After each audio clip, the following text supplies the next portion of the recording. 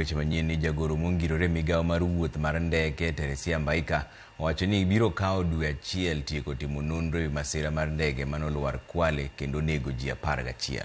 Tend arita kwe manono masira mag ndege nochopo kama masira no notimore kendo chako choko fuoni ringre mag jogo manowito ngimagi. Cynthia Onyango miyo ler mar wachni.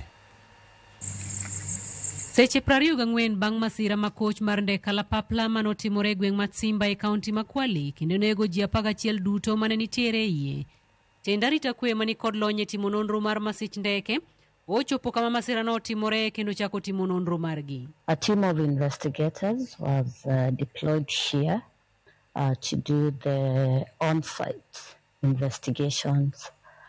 They have been here since yesterday and they are doing their work as per the protocols of Annex 13 of the convention. And they will be giving us a report in 30 days as expected by the convention on international civil aviation organizations. Nonro margi ochakore kod choko fuoni mag ringre mag jogo manowito ngimagi e masirano, moting'o mago manolwar e bunge mabathe kod mago ma omoko e bad ndege no.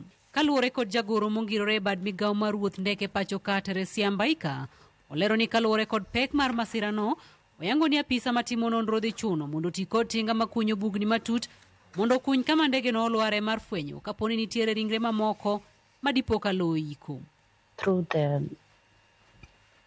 the administration and the county government of Kwale, an excavator will be here this afternoon to ensure that is done.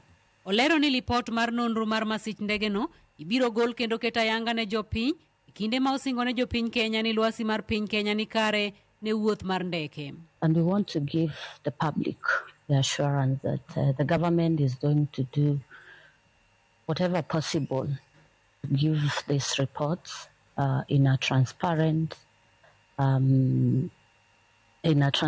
way to all the parties involved. Oyango bende ni sirikand piny Kenya ni kod tudruok machiegni kod sirikand piny Hungary kod piny Germany kaachiel kod anyuola mar jogo manowito ngimagi e kinde manonro mar masirano dhi nyime. So the Ministry of Foreign Affairs, through the leadership of the Prime Cabinet Secretary and the Department for Foreign Affairs, they communicated to the two governments.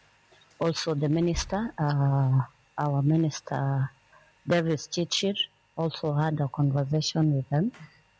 And so that has been addressed. Ndege no nyolwar chieng' tich ariyo kar saa 2:30 mar okinyi e kinde manowuok e paw ndeke madiani kochomo Kichwa Tembo e bungu mar rito lee ma Masai Mara. Cynthia Onyango, Ramogi TV.